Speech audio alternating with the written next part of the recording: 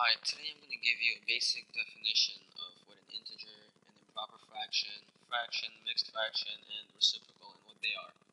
So in test A, you're going to need to know what these types of numbers are and what the purpose is. So let's start off with an integer. An integer is basically a whole number. It can be a positive or negative number. So an example of an integer would be 2. 2 is a whole number as well as an integer. Negative 3 is also an integer and a whole number. So integers can be negative numbers, but they have to be a whole number. They cannot be a fraction or a decimal.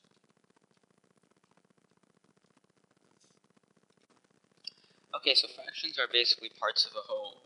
So let's say you have 1 over 2 over here, 1/2. That is a fraction.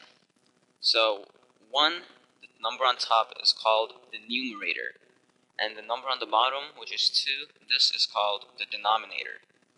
So let's say you have a pie over here, full pie, and you cut it in half.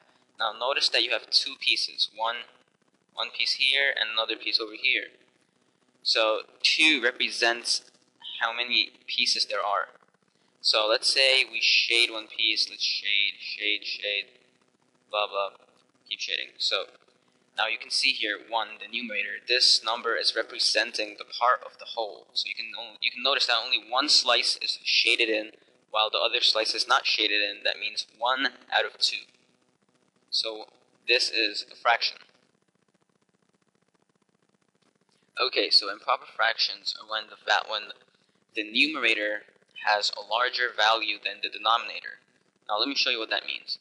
So let's say you have 14 over 11. Notice how 14, the numerator, is larger than 11, the denominator. So this is an improper fraction because the numerator is larger than the denominator. So whenever you see this, now you can say that this is an improper fraction.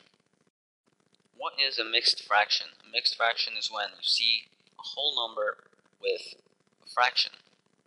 So let me show you what I'm talking about. 1 and 2/3. When you see numbers like this, now you can automatically recognize it as a mixed fraction. So this has a whole number and a fraction. So this is called a mixed fraction, or a mixed number. Now what can you do with mixed numbers? So let's say you're asked to simplify this mixed number. You can simplify it to an improper fraction. How do you do that? Well, first, you multiply the denominator by the whole number, which is 1. And then you add it with the numerator, which is 2 in our case.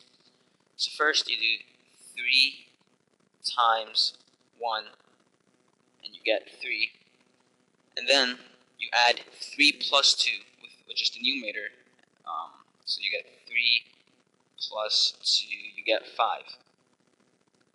Now 5 is your final answer, but we're not done yet. You put 5, and then you put it over 3. Now 3 is our original denominator, so you always keep your original denominator into your new improper fraction. So this is a mixed number over here, and we change it using this process to an improper fraction. Okay, so what is a reciprocal? A reciprocal is when you flip the numerator and denominator. So let me show you what I'm talking about. So let's say you have a fraction here, 1/2, and they ask you, what is the reciprocal of 1/2? The reciprocal is when you switch the numerator and the denominator. So when you switch it, the reciprocal will be 2 over 1. So that's basically the reciprocal of 1/2. Let me show you another example. Let's say they give you 2/3, and they say, what is the reciprocal? So the reciprocal would be 3 over 2. So what you're basically doing is you're switching the places for the numerator and the denominator. So you just flip the fraction or the number. And one more thing, what if they tell you what is the reciprocal of 4? The reciprocal of 4 would be 1/4. Why? Because 4 always has a 1 as the denominator. It's like an invisible 1.